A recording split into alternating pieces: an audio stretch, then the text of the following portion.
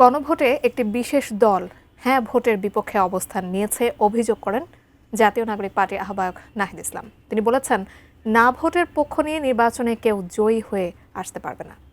বিকেলে এনসিপির ভোটের গাড়ি উদ্বোধন করে তিনি আরও বলেন, দলটি এখন ফ্যামিলি কার্ডের মতো সস্তা প্রচার চালিয়ে ভোট টানতে যাচ্ছে। গণভোটে হ্যাঁ ভোটের পক্ষে ভোট দিতে সচেতনতার সৃষ্টির জন্য সারা দেশে ঘুরে বেড়াবে জাতীয় নাগরিক পার্টির এই ভোটের গাড়ি।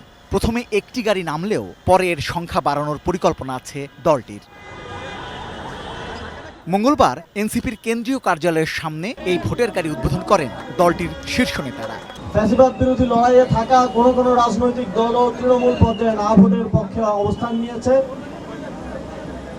তারা সেই ফ্যাসিবাদী ব্যবস্থাকেই কায়েম রাখতে চায়। সেই জায়গা থেকে জাতীয় নাগরিক পার্টি গণভোটে হ্যাঁ ভোটকে জয়যুক্ত করার জন্য সংস্কারের মাধ্যমে বাংলাদেশের চলমান ফ্যাসিবাদী ব্যবস্থাকে ভেঙে দেওয়ার জন্য সারা দেশব্যাপী কর্মসূচি হাতে নিয়েছে। এ সময় এনসিপির আহ্বায়ক নাহিদ ইসলাম সতর্ক করে দিয়ে বলেন, না ভোট জিতলে 24-এর গণ অভ্যুত্থান ব্যর্থ হয়ে যাবে। আমি বুঝি নির্মাণের শিল্প, সালাম স্টিল বোঝে ডিউরেবিলিটি। সালাম স্টিল মোস্ট ডিউরেবল স্টিল।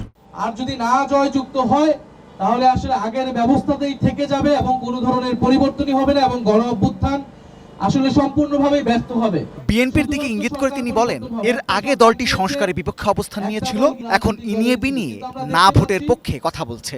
কোনো বিশেষ রাজনৈতিক দল তারা ন্যায়ের পক্ষে কথা বলা শুরু করছে।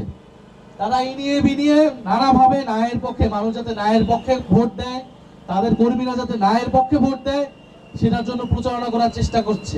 আমরা বলবো এই ভুলটি করার চেষ্টা করবেন না। যদি ন্যায়ের পক্ষে চলে যান তাহলে জনগণের বিপক্ষে আপনারা চলে যাবেন। বিএনপির ফ্যামিলি কার্ডের মতো কর্মসূচির উল্লেখ করে তিনি বলেন, এবার আর সস্তা প্রচারণা চালিয়ে জনগণের ভোট পাওয়া যাবে না। তারা এখন বিভিন্ন কার্ড দেওয়ার কথা বলতেছে, তারা ফ্যামিলি কার্ড দিবে, কৃষক কার্ড দিবে, কিন্তু এই কার্ডের বিনিময়ে যে তারা টাকা দেবে, এই টাকাটা কোত্থেকে আসবে সেটা কিন্তু তারা বলতেছে না। অর্থাৎ তারা শুধু খরচ কোথায় করবে সেটা বলতেছে, কিভাবে ইনকামটা হবে, কিভাবে এই আয়টা হবে সেটা কিন্তু তারা বলতেছে না। ফলে দেখা যাবে এই কার্ড দিতে গিয়ে তারা আবার ভ্যাট বাড়াইতে হবে তাদেরকে এবং দেশের জনগণের উপর আবার চাপ পড়বে। অথবা এই কার্ড শুধুমাত্র দলীয় লোকেরাই পাবে, সাধারণ মানুষ পাবে না।